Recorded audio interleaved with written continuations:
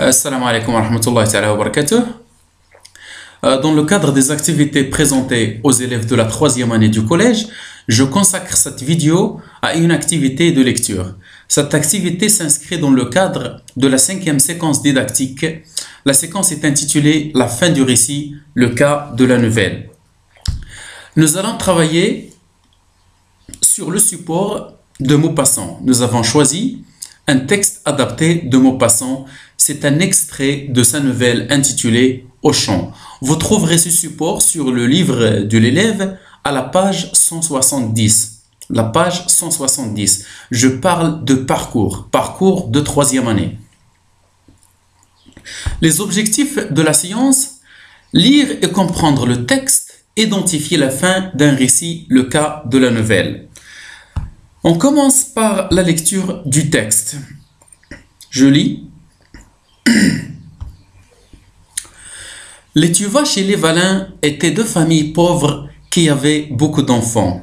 Un jour, une femme et son mari, qui étaient stériles, étaient venus leur demander l'un des enfants contre de l'argent. Les Tuvache refusèrent de céder leur fils Charlot. Les Valin, eux, acceptèrent de donner un des leurs. Plusieurs années étaient passées. Un jour, un jeune garçon, avec une montre en or, descendit d'une brillante voiture et se rendit chez les Valin. C'était leur fils, adopté par le couple qui n'avait pas d'enfant.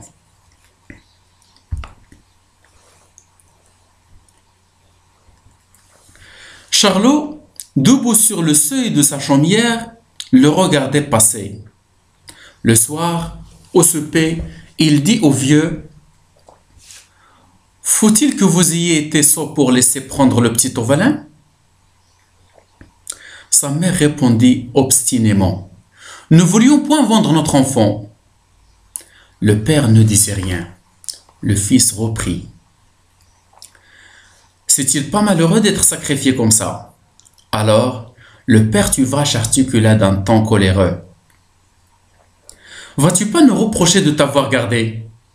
Et le jeune homme, brutalement: « Oui, je vous le reproche, que vous n'êtes que des niants. Des parents comme vous, ça fait le malheur des enfants. Vous mériteriez que je vous quitte. » La bonne femme pleurait dans son assiette.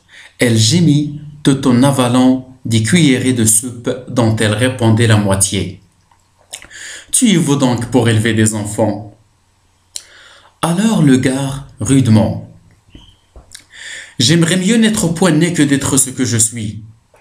Quand j'ai vu l'autre, tantôt, mon sang n'a fait qu'un tour. Je me suis dit, voilà ce que je serai maintenant. » Il se leva. « Tenez, je sens bien que je ferais mieux de ne pas rester ici, parce que je vous le reprocherai du matin au soir, et que je vous ferai une vie de misère. Ça, voyez-vous, je vous le pardonnerai jamais. » Les deux vieux se taisaient, atterrés, larmoyants. Il reprit: « Non, cette idée-là, ce serait trop dur. J'aime mieux m'en aller chercher ma vie ailleurs. » Il ouvrit la porte. Un bruit de voix entra. Les Valin festoyaient avec leur enfant revenu. Alors Charlot tapa du pied et, se tournant vers ses parents, cria: « Paysan, va !» Et il disparut dans la nuit. C'est la fin du texte. On passe maintenant à l'explication de quelques mots essentiels. On a choisi le mot stérile. Le mot stérile veut dire infécond. On dit qu'une personne est stérile lorsqu'elle est incapable d'engendrer ou bien de faire un enfant, un bébé. On a le mot adopter. Adopter veut dire choisir pour fils. Une chaumière, c'est une vieille maison rurale, une maison de campagne. Pour le mot atterré, cela veut dire accablé, affligé, triste, chagriné.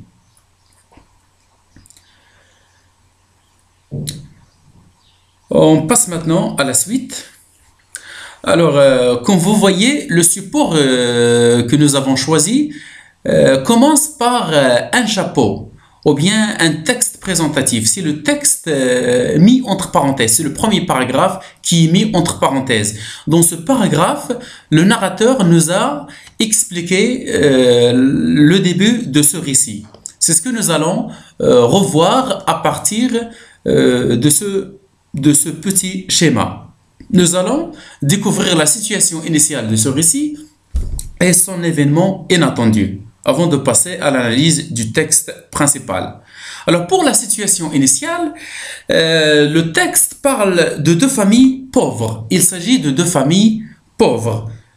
Les deux familles sont les Tuvache et les Valin.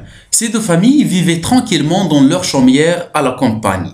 L'événement inattendu maintenant qui va changer le déroulement de l'action et qui va changer la vie des deux familles, c'est l'arrivée d'un couple stérile. L'arrivée d'un couple stérile qui demande d'adopter un enfant aux deux familles.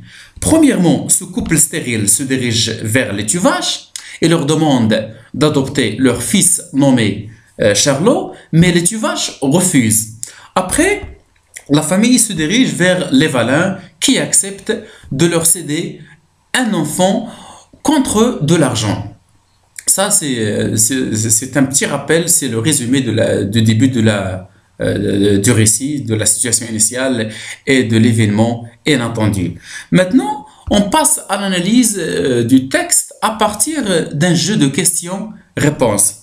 Première question, observez la forme du texte et dégagez les éléments qui le forment. Bien sûr, en regardant, on comprend que le texte est un récit. Et dans ce récit, nous avons un dialogue. Et si vous remarquez bien, donc c'est le dialogue qui domine dans ce texte. Nous avons ici un dialogue inséré dans un récit. Et les marques du dialogue, vous avez les tirets, vous avez les guillemets. Deuxième question. Qui sont les personnages qui se parlent et où se trouvent-ils?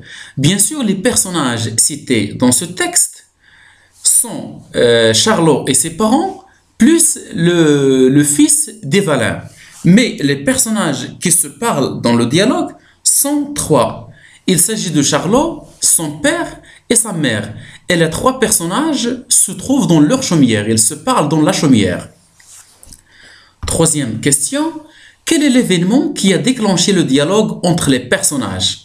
Comment le dialogue a commencé, ou bien qu'est-ce qui a poussé Charlot à entamer une discussion avec ses parents? Cet événement, c'est le retour du fils des Valin. Et c'est un fils qui est riche. Ce qui montre qu'il est riche et qu'il est aisé, c'est la montre en or et la brillante voiture. Question numéro 4. Quelle est la réaction de Charlot lorsqu'il a vu le fils des Valin? Bien sûr, Charlot connaissait l'histoire. Il savait bien que ses parents avaient refusé de le céder à la famille stérile. Maintenant, sa réaction lorsqu'il a vu le fils des Valin, il était surpris, il était en colère, il est jaloux aussi. Il rentre à la maison et reproche à ses parents le fait de ne pas l'avoir donné en adoption à la famille stérile, parce qu'il a conclu qu'il serait riche comme le fils des Valin. Dans le texte, on a la phrase suivante: « Je me suis dit, voilà ce que je serai maintenant. » Charlot a bien regretté le geste de ses parents. Cinquième question. Comment Charlot parle-t-il avec ses parents? Bien sûr, dans le dialogue, on constate que Charlot parle sans respect. Ce qui le montre, c'est l'utilisation des expressions dures comme sot, néant et la phrase suivante: « Des parents comme vous, ça fait le malheur des enfants. » Ici, Charlot adresse des reproches durs à ses parents. Sixième question. Comment les parents ont justifié leur comportement? D'après les dires de la mère, on constate que les parents ne voulaient pas vendre leur enfant parce que cela constitue pour eux une honte ou bien quelque chose d'inacceptable. Pour eux, un enfant, donc il faut garder l'enfant. Il ne faut pas le donner ou bien le vendre. Question 7. Quelle est la décision finale prise par Charlot et pourquoi?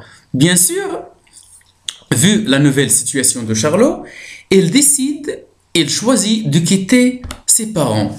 Charlot décide de quitter ses parents parce qu'il est fâché. En plus, il voulait refaire sa vie ailleurs. 8e question. Quelle remarque faites-vous à propos des phrases utilisées dans le dialogue? Puis, quel est le rôle de ce dernier? Pour les phrases utilisées par les parents, on constate que ce sont des phrases courtes et ce sont juste des réponses aux reproches de Charlot. Tandis que Charlot, lui, utilise des phrases longues parce que c'est lui qui mène le jeu, c'est lui qui déclenche le dialogue, c'est lui qui mène le jeu dans le dialogue. Le dialogue ici a une fonction. Il fait avancer l'action et il révèle aussi l'état psychologique des personnages. 9e question. Charlot quitte ses parents. Que constitue ce départ pour lui? Le départ de Charlot constitue pour lui une solution face à son problème.